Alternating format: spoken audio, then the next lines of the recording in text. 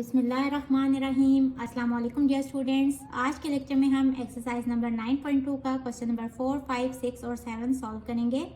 Lecture start करने से पहले जो स्टूडेंट्स मेरे चैनल पर नए हैं या जिन्होंने अभी तक मेरे चैनल को सब्सक्राइब नहीं किया वो जल्दी से मेरे चैनल को लाइक करें, सब्सक्राइब करें, बेल आइकन को प्रेस कर दें ताकि हर न्यू आने वाली वीडियो का नोटिफिकेशन उनको मिलता रहे। और इसके अलावा अपने फ्रेंड्स एंड फैमिली के साथ मेरे चैनल को शेयर भी कर दें।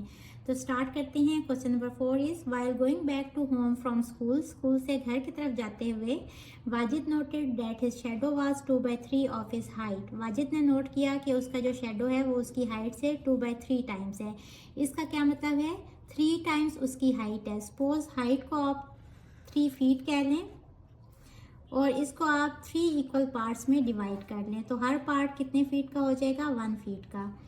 अब इसमें से 2 हिस्से जो है वो शेडो की लेंथ है यानी कि 2 टाइम्स। तो 2 टाइम्स को ऐड करें, ये कितना बन रहा है? 1 और 1 2 फीट। यानी कि अगर इसकी हाइट 3 फीट है तो शेडो की लेंथ कितनी होगी? 2 फीट।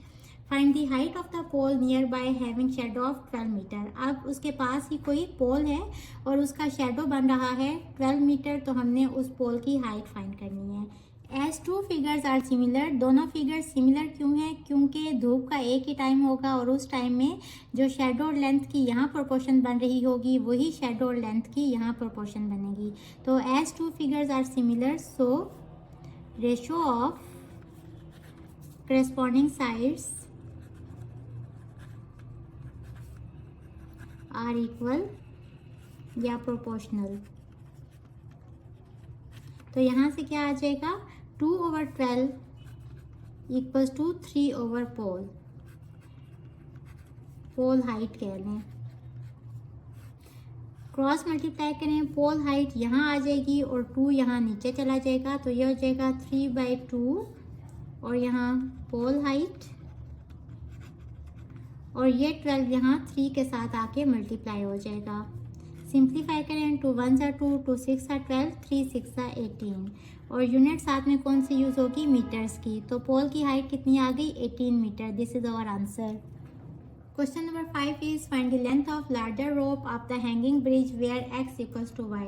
अब गिवन क्या है कि ये वाला एंगल इस वाले एंगल के इक्वल है। ये भी एक ट्राइंगल है और ये भी एक ट्राइंगल है। इस ट्राइंगल का ये हाइपोटेन्यूज है और इसकी करेस्पॉन्डिंग साइड ये वाली है और इसकी करेस्पॉन्डिंग साइड ये वाली है। अब दो अपोजिट साइड्स के बीच वाले जो एंगल हैं वो इक्वल हैं। तो as x equals to y this implies that ratio of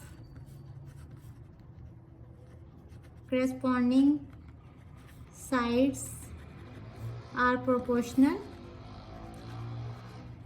और अगर रेशो प्रोपोर्शनल होगी तो यहाँ से क्या पता चल रहा है कि 6/4 इक्वल होगा 12/8 के विच इज इक्वल्स टू ρ/10 या आप कह लें लेंथ ऑफ रोप। अब देखें ये क्या है? 2 4s are 8, 2 6 are 12, 2 2s are 4, 2 3s are 6 और ये भी 2 2s are 4, 2 3s are 6। तो ये इसके भी इक्वल करके लिख सकते हैं और ये इसके इक्वल भी करके लिख सकते हैं और यहाँ से हम length of larger rope find कर लेंगे। Over 10 equals to 3/2। Cross multiply करेंगे, 10 यहाँ 3 से आके मल्टीप्लाई हो जाएगा तो length of larger rope equal हो जाएगा 3 × 10/2। 2 1s are 2, 2 5s are 10 and 3 5s are 15 और साथ में यूनिट आ जाएगी मीटर्स की। So 15 metres length of larger rope आ गई। This is our answer. Question number 6 is in the figure, इस फिगर में OA is the object lying in front of convex lens. OA कोई चीज़ है, कोई ऑब्जेक्ट है जो कि कन्वेक्स लेंस के सामने पड़ी हुई है। सपोज ये कोई लैंप है at a distance of 10 centimetre. तो यहाँ से कन्वेक्स लेंस तक का फासला कितना गिवन है? 10 centimetre. Find the distance of image from the lens. तो इसका इमेज ये बन रहा है तो हमने डिस्टेंस फाइंड करना है इस इमेज का लेंस से। सपोज ये वाला फासला है y, तो हमने y की वैल्यू फाइंड करनी है if it size is twice of the object. अब सपोज ये जो ऑब्जेक्ट है जिसको हमने लैंप कहा इसका साइज है x, तो इमेज का साइज कितना होगा? Twice of the object. तो इमेज का साइज होगा 2x। Suppose size of object equals to OA which is equals to x, then size of image which is equals to IB which is equals to 2x। अब ये वाले angles देखें, हम 8th class में पढ़ चुके हैं कि अगर दो लाइंस इस तरह से एक दूसरे को कट कर रही हों तो जो ऑपोजिट एंगल्स होते हैं वो इक्वल होते हैं। ये एंगल इसके इक्वल होगा और इसी तरह ये एंगल इसके इक्वल होगा और इनको हम क्या कहते हैं, कोरिस्पॉन्डिंग एंगल्स। अब इस फिगर में देखें, एक ये लाइन है और एक ये लाइन है, ये दोनों एक दूसरे को इस पॉइंट पे कट कर रही हैं, तो ये वाले ऑपोजिट एंगल्स हैं। हम लिखेंगे angles alpha and beta are equal, और इसकी रीजनिंग में क्या लिखेंगे, as they are corresponding angles. अब ये एंगल किन दो साइड के बीच में आ रहा है, एक इसके और एक इसके दरमियान में आ रहा है, और ये वाला एंगल इस साइड और इस साइड के बीच में आ रहा है।